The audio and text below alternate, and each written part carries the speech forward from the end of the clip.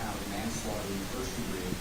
And the agreed upon sentence being 15 years in state prison along with 5 years post-release supervision, a waiver of appeal, and surcharges. Is that the people's understanding? It is, Your Honor. Attorney, is that your understanding? Yes, it is, Your Honor. You hold your sentence. We do. Would you like to confirm? I would. Judge, I'll be brief as this is an agreed upon sentence, but nevertheless, some comments need to be made.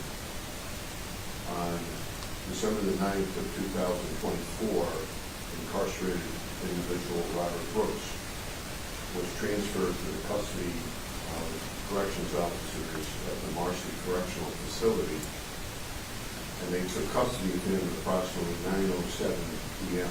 that evening. At approximately 9:40 that evening, he was clinically dead, having suffered massive brain trauma from multiple beatings, as well as choking on his own blood. Having been assigned as special prosecutor judge, and you as a former homicide prosecutor understand the mentality, I wanted to get to the why.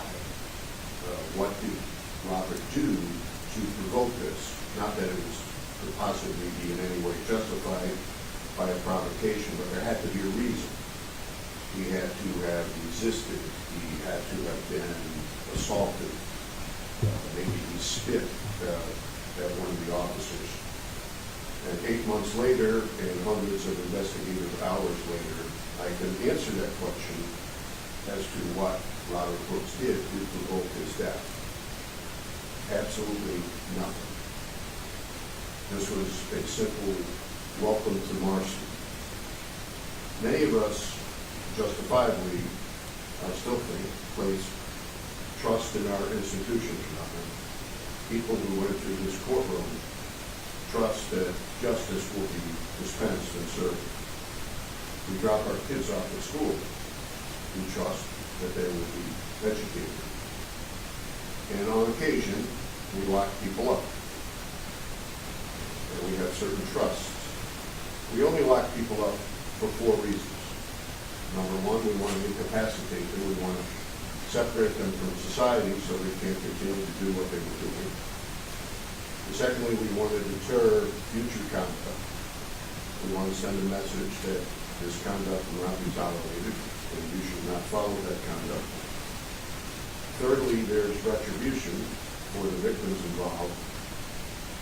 And finally, but certainly not the least, we want to rehabilitate the defendant. We want to educate the defendant. Does he have a drug problem? Does he have an alcohol problem? Does he have a mental health issue?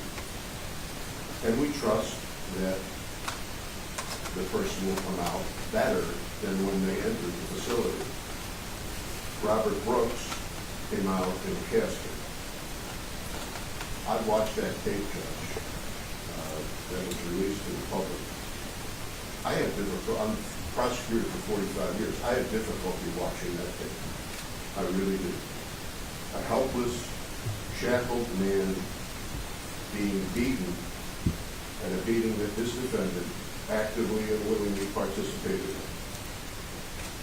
I often wonder, had those tapes not been in existence, how much larger the fabrications would have been, how much wilder the stories would have been. I mean, this defendant even told hospital personnel who were trying to save Robert's life that he fell and hit his head. How serendipitous it was that those tapes had been discovered to bring us the truth of what happened.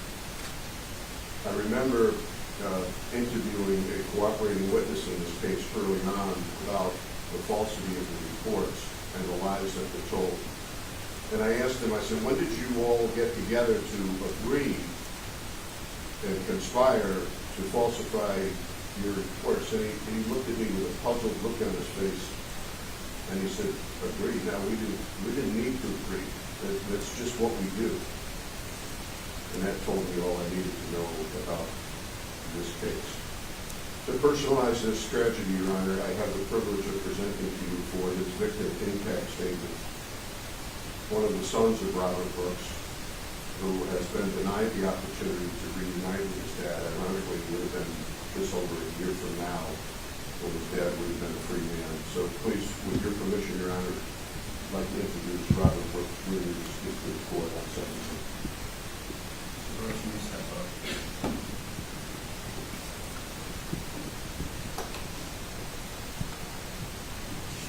Good morning. This is Robert Brooks, Jr., correct? Yes. You can make your statement. My name is Robert Brooks Jr. Last December, I watched as you, Mr. Horvath, and the fellow correctional officer beat my father.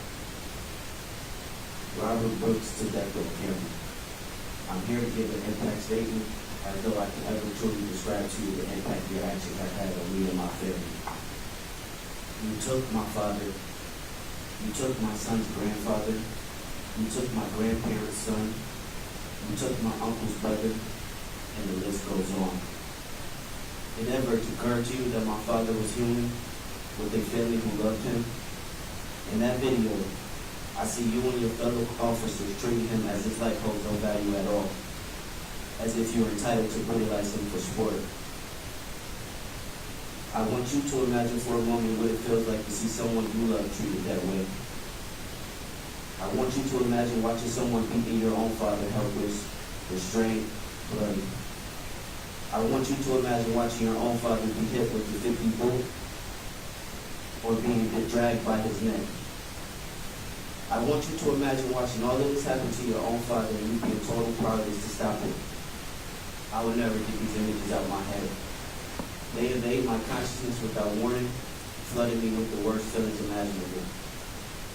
They won't haunt my nightmares for the rest of my life. I am not okay, and I never will be.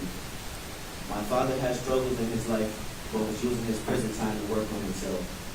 He studied American Sign Language, deepened his faith with God, and maintained a healthy relationship with me and the family. He was scheduled to be released July 23, 2026, and he was hopeful for his future. And his family was eagerly waiting his homecoming. You took that away from us. Although I can never forgive you, I respect that you admitted what you did and accepted responsibility. And I hope that others have the courage to do the same. That goes beyond what happens in any courtroom. Anyone who watched this video can see that your actions did not occur in a vacuum. You were part of a system that dehumanized my father. Every person in authority who allows a system of violence and abuse to exist and continue must also take responsibility. Mr. Warren, you are no longer acting within the system. Now, your life is at the mercy of it. And I pray for your family who's going to have to spend the next 15 years worrying about you, just like all New Yorkers with incarcerated loved ones must do. No one should ever have to go through what my father and family endured. Thank you for hearing me out.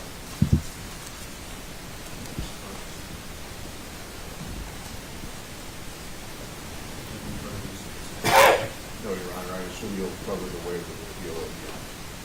I will let you say the statement at the time. Okay. Mr. Walrath, is there anything that you want to say prior to being sentenced?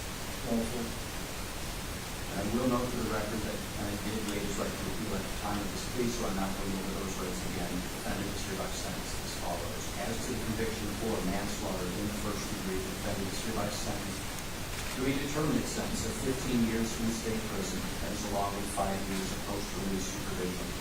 Further, there is imposed a mandatory surcharge crime victim DNA fees, which will total $375. The defendant is committed for the term.